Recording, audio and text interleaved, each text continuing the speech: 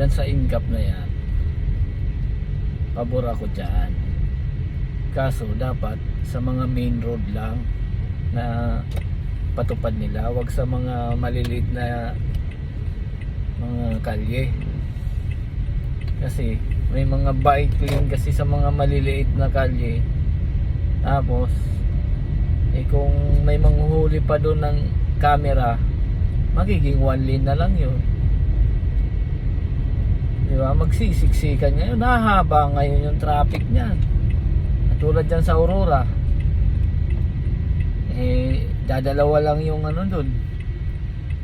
Kung huhulihin ka, nandun ka sa may bike lane, wala, ticket ka ngayon.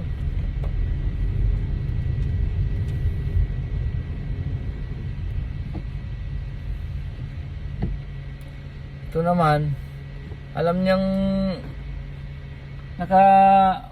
ay naku talaga,